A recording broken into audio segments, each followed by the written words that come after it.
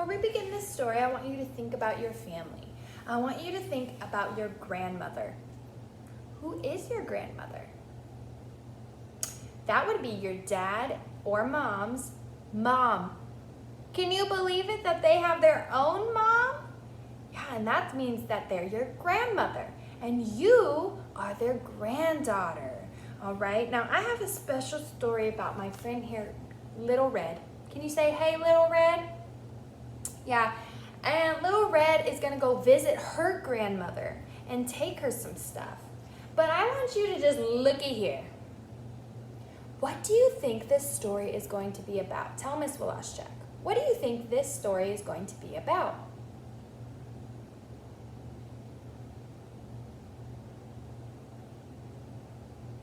Yeah, that's a good prediction, my friend. And we're going to go ahead and go through it and see if what you're saying is correct. And if it's not, then we'll just change our answer, right?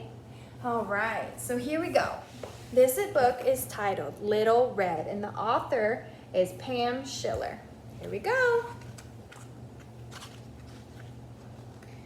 All right.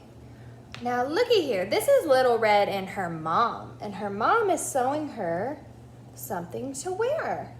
And her mom made her this red cape. Now her mom needed her to go take some bread in her basket all the way to her grandma's house. And Little Red is gonna go by herself without her mom. Now before we keep going, do you go somewhere by yourself without your mom or dad? Absolutely not. Okay, cool. I'm glad we established that. Yeah, we don't go anywhere without our parents. But in this story, Little Red is going to go without her mom. And along the way, she met a what? A wolf. Oh my goodness. And this wolf is a little naughty. So on the way to Grandma's house, Little Red looked at some flowers, listened to some birds. She even ate an apple just looking at the sky. And the wolf is at Little Red's grandma's house. Uh-oh. What do you think is gonna happen now? If the wolf is at Little Red's grandma's house, what do you think is gonna happen to Grandma? Yeah, maybe. Oh, and he's just a knocking on Grandma's door. And Grandma's just like, who is it? Oh, it must be Little Red. Because she knows that Little Red is coming over. But is it Little Red? It's the wolf. The wolf tied Grandma up and put her in the closet. And now what is the wolf doing? Pretending to be Grandma.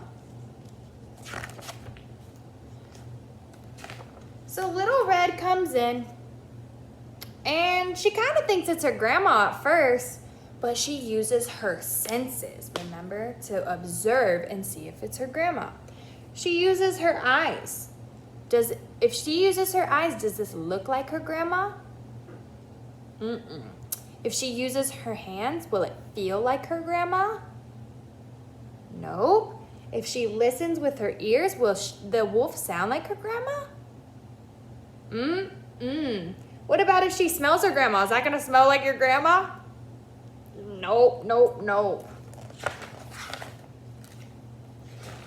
All right. And the wolf tries to get Little Red. What is he trying to do? Yeah, he's trying to use his mouth to eat Little Red. Say, run, Little Red. But you know what? Little Red knew better. She called 911 because it was an emergency. Because this wolf is not her grandma.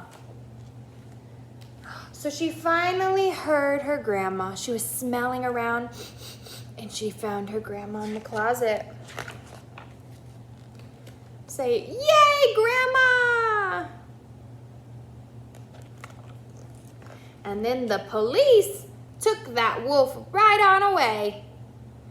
Thank goodness that Little Red used her senses to figure out that the wolf was not her grandma. Now, that's the end. Now I want you to think back. What senses or what part of her body did Little Red use to know that the wolf was not her grandma? Tell me below. What senses did she use to figure out that the wolf was not her grandma?